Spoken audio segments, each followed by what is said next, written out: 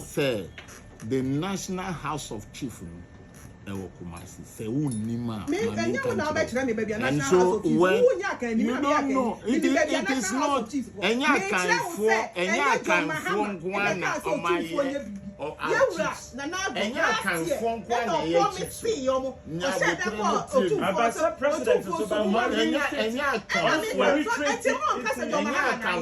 should give the benefit to the one who started it. Okay.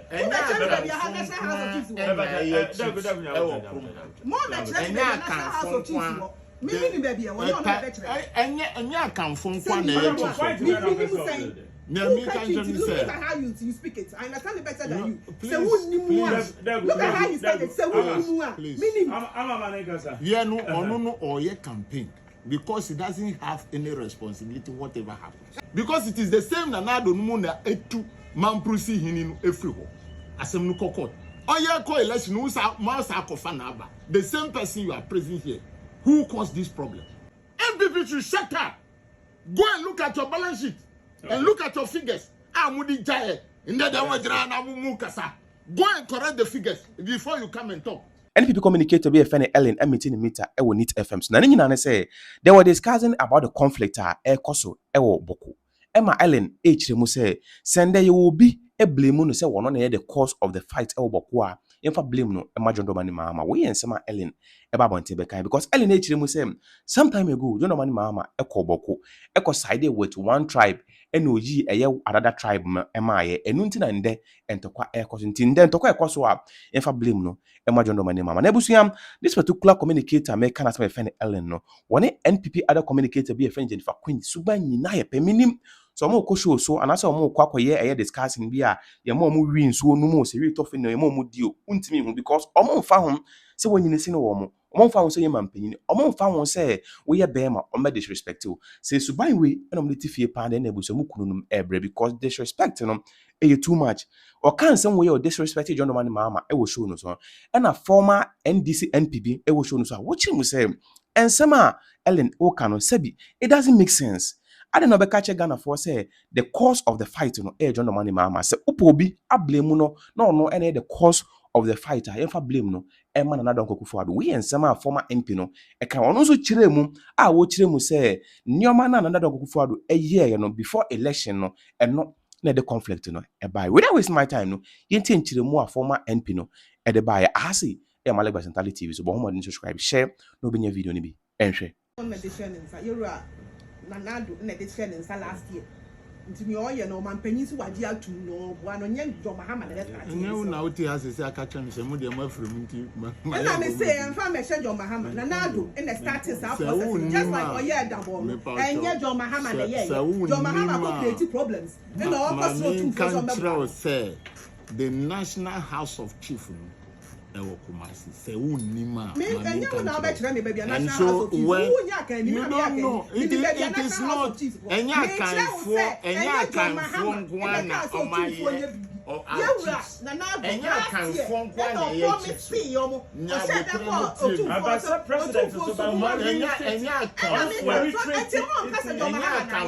should give the benefit to the one who started it. Okay. Enya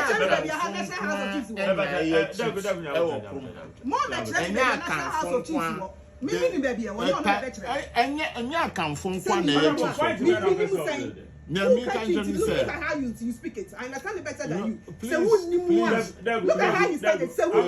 Meaning, campaign because he doesn't have any responsibility whatever happens. Like how you also didn't have any responsibility. Are saying that at this point in time, it is there that they are going to tell the truth to each other. And inform say Asasio, who is the owner? Say Ahifo, Ayakonja, who is the owner? We don't have to be blowing it out there. If you want peace, if you want to do politics, we'll do politics. Because it is the same that now don't know that etu mamprusi hinin everywhere. Asem no kokot. Oye ko election who sa kofanaba. The same person you are praising here. Who caused this problem? So you should be circumspect. Now we can manage this country than NPP. Who can what catch them in the entire a trouble second phase no money. What catch Ghana for? You go so Eddie Gas. The analysis I say on the what? the 5.7%. What has that found? You want to be doing politics, and I'll give you that chance. But we have the job to manage this country. You have lost. Upon your talkings and all that, you people have lost the election. And we have to manage it in a better way. And that is what we are doing as Ghanaians. NIGP. We know the people over there know that you not get employment. Government workers will leave the area. Yeah. They know. And now we are in power. What do we have to do? We must ensure that this thing comes to a minimum. And Nuntina, His Excellency John Dramani Mahama, Ejumanuma Nana Otumfo said, come on, call the chiefs again. You've done it before. Call the chiefs again. There they'll go and tell the truth. So it is not for me to sit down here and say who owns the land, who owns the seat. Because we are in government. The most important thing in NDC, 631 billion. We are asking what did you use that money for before we've incurred so much debt. Okay. It is not just about talking. A can of manu dika, ye done a kafo, a buyer of betina kunjas, ya pam ya free capital market. And no, the moon can't pass him. So, manu papa, why should we be sacked from the what? The capital market? So, ye manu papa, why should we be taking pensioners' money through the DDEP? Say ye manu papa, NPP should shut up. Go and look at your balance sheet and look at your figures. Amudi jaye. Go and correct the figures before you come and talk. If you couldn't correct the figures, then you don't need to talk. You need to shut up.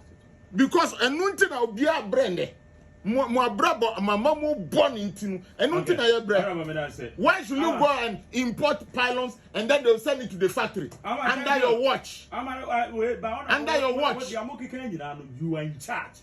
If you were not in charge of what? Yes, no, we are coming out. Obi the private 8 years, and 97 years, and 97 days. 8 years, what now? Obi to the factory. Oh, no. It is the time. We didn't auction those pylons. Now, once the factory, and the year, Juma, these are some of the things. Bawku come starting yenne. Bawku for starting ko ye. Enyenne.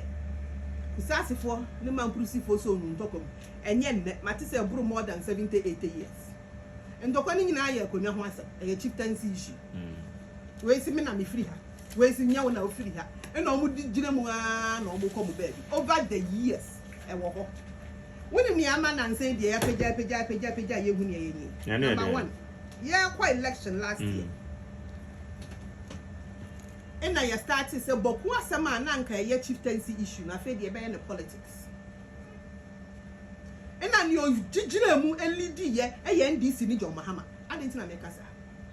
You do general elections aye for John Mahama ko Bawku. Or your president to President Mahama. No, your president, no, your former president. No, this is your president. Bawku for do din wiase and one country. You right John Mahama ko Bawku. Me Canada wa. E ko ka che kusasi for ne say onu ba obema mu region obema mu kusal region in the region and you say some be man pussy for na free home so men deal was the hospital among wa mom ba e now head that Facebook onu kan and an special aid joys ba wa ne omo maka nyina so spread here. That was the first one. Second one or kan say NDC wa power Bawku is at peace. Then NDC for every power pen and to kwagina ho. The same before the head ever didn't talk about yes you yet. Third one or sign kaya all politicized situation and they say okobo hini ba ku di uni send to kwagina nkrofo e court no akwagina ho say o hini we die political party and government bi anim so ono na ye Bawku na aba intermediate me ba me make sure say peace beba wo so woni send to kwagina o hini na mu an nkrofo na sign the other side need no court they are in court. And so we could back which wouldn't the politicization a year for the first time ever Uko police station results are Uko Mamprusi side now NDC and 1 vote to put Omunya 0 Uko Kusasi 4 side now NPP and 1 vote Omunya 0 we are comparison to 2020 elections now Kusasi 4 1 a year the NDC for the baby but NPP Mamprusi for hono, we had the NPP nebe wini. and so NDC yet. But for the first time, yetimi akọ elections are 0 on both sides. Adentia. Dr. Bawumia ne problem anything na John Mahama ne NDC ye ne omoye. Dr. Bawumia mampusini. Enti onu John Mahama nam na o kasa ansenwe na ni MPs na omo free Bawku enclave no. Na dem me pesa dia wo boy man panyin de ne me penisa. Ana me so so onu na public e keka we no aye videos na ne nkofo no so na mase. Na omo ka kire kusasifo ne sese munim na mo to my MPP a. They say Dr. Bawumia ye mampusini na e ba be di omani. Oba be supporting the crowd no ni mo akọ yeti ni nyina ye hu ni nyina ye ka kire om se ne omo ye ne enye enso omo ye ene ye da un se nye Bawku pe kusasifo ni bebre enso afiri Bawku omo to western no kwahwe sa area ni nyina enti wa sho omo bo wa ke kan sama kase a kire omo ena makoto aba na wa wi ni ena omo se promises now the ma including the region for omo dem. They don't see any signs of it. And Topana Senior, this current one, and yet the politicization of the Bawku issue. And then escalate. And in ne, Yatina Sia, Mancrofway, Air Quamon Tokai, Yura Santi, here so uncle, non coso, we were fierce here. Near the politics now from the Yayani, and ne, it is the same year capo. You're about me, and you're no, and you're on the sea of a man pushing, and I'm a born, maybe a born P, you know. NPP for me is supporting 100%. Yeah, be primaries. Me be did let me be campaign man. NPP for sake of fun. So on my medi anima, nyame ado ye be fan na be di anima. The next NDC candidate of because your Mahama o mabi. Next one no. Say we na mo be say akoya na. Enne mo MP so mo ho. Mo yes a campaign we wie ye. MP so mo sa 18 mo nyina. Won say mo crowd da na ebu mo so. Honorable Baba, Honorable Lady of a Togo in the bank like last week. Forget your way in fee. You have a car who catches Roberts. Now Roberts in himself. You're a Mahama Yarga, and no way any fee. And as I say, I dare not done it to the state agencies because almost the state agencies is a representation of the president. Yeah, IGP in Susu Koya, no, Susu or IGP. I know why they IGP, no problem. How? As a messy. Yeah, targeting one crop for your men.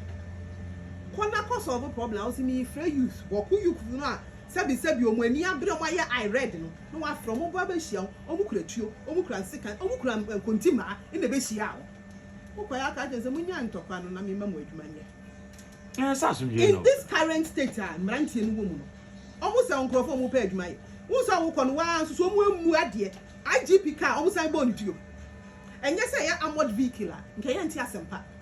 And now, yeah, say IGP free. Why? Just this weekend, police for me and and what the letter, but say you are pulling out the police force from the Bawku enclave because only our family is going to be a one thing. And the police station say, oh, Bawku military never. Move pull it out, now move the soldier for now. It's IGP is a meeting now, and a show for so okay. And you go Bawku, no better won't crop for no. Now I sort you out here targeted police for why can you obey committee youth? Youth no more dream a giant question who committee omens of so many nyai. As me the current situation in Bawku there, maybe 2 years Mahama, they turn Puno as president of Ghana at that time. Now your former president and all call for campaign or name said obeti me be president ni oye na anyi okuri ko di ba akufu achi. And now what in Crawford audio machine promises now both in the open and in the secret. No more.